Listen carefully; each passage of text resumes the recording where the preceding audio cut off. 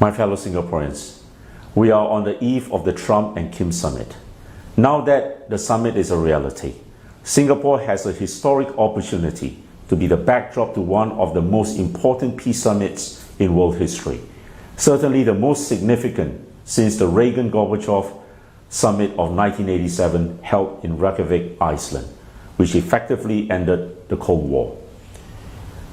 Summits are invariably associated with their host country.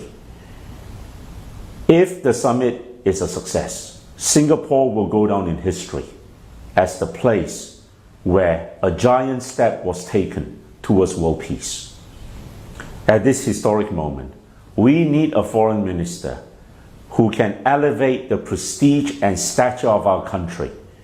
We need a foreign minister who has a sense of history and our country's place in the world order. Think of the likes of the George Canning, the Lord Castlereagh, Palmerston, Kissinger, Zhou Enlai, even Sergei Lavrov of Russia in modern day. These were people who, by the force of their personality, stamped their mark on their country's foreign policy. Foreign policy is the projection of a country's prestige and power onto the world stage. Unfortunately, my fellow Singaporeans, we do not have such a foreign minister. We have a foreign minister, Mr. Vivian Balakrishnan, who has absolutely no sense of history, no sense of Singapore's place in the world order, no statesmanship, no talent or caliber to be our foreign minister. Instead of telling the world that Singapore is delighted to be hosting this summit and that we will be doing everything we can to facilitate a successful outcome, because it means so much to the Singapore people to have peace on the Korean Peninsula, what it means to the world at large, what it means to the Korean people on both sides of the divide.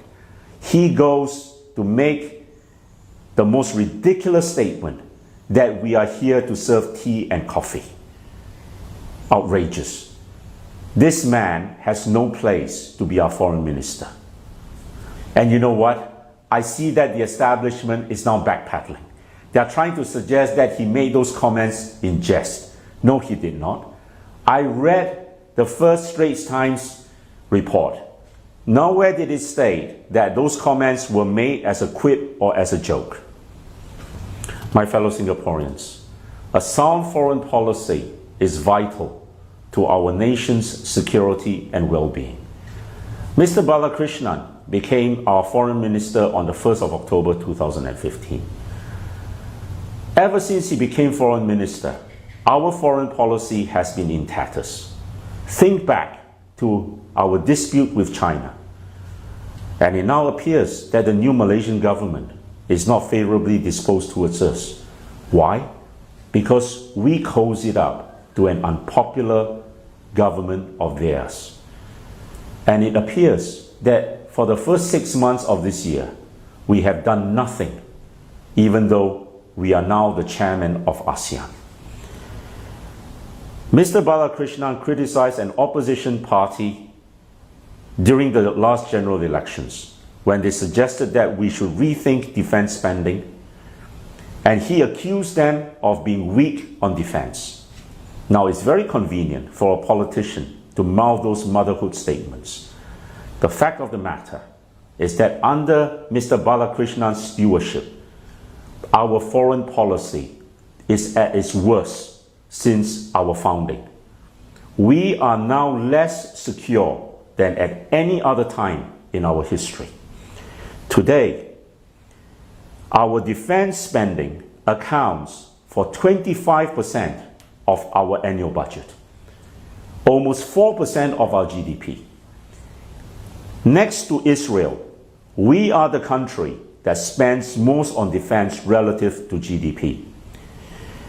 Why is that? You ask yourself.